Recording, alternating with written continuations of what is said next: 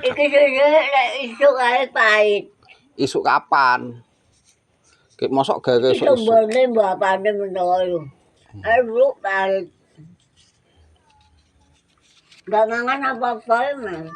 Enggak lapis apa. Nggawa mang. Ndi? Entek. Ngapane wis bosen man. Esuk ae ganti lapis wis.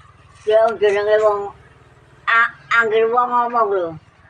Ora tane wong kok kaya ngono, embong barang.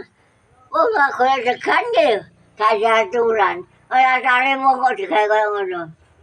Aku masih kayak buruan aku, pokoknya banyak kali ngono lho aku. Tapi ben kayak kayu ya. Iya.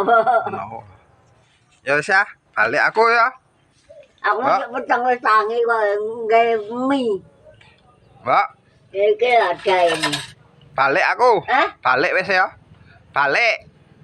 Kayak tontonan apa to? Ndi? Ya aku pengen lho, tangtung lho apa? Ndak ono. Lho bengi barak ya. Ndi ndono apa? Kayak ngono buandere. Ndono. Ya. Ndono apane apa-apa. Aku pengen. Jangan. Endi ya? Ding dong. Ndak ono. Oh iya, kaya kange wong liwat mambengi embong ki. Ana tangtung. Ndono apane apa-apa tangtung jere. Angin ke bawah ke mati.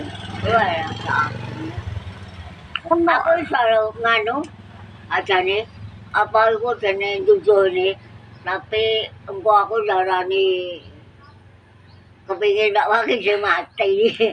Gak seakan ragane iki lho. Kan 3 tahun lebih aku rong kene kono. Wonge. Nggone apa iku? Nggone dukun ngono. Njaluk ngapura yang pas pangeran yang kesala. Gawa kitab. Anu wonge dhuwur ngene. Ini anu kok nasib tam. Jam 5 deng melek wis meneng wae. Gak pola-pola. Aku saking wedi aku ndarani njaluk bawa ke mati.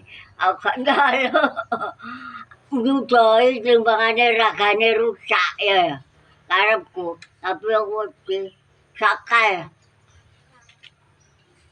Dilangkap kidul. Tadi mandi ngasem. Ero ae ben iku. Oh, iku ana wong Belanda ta iku. Ndak.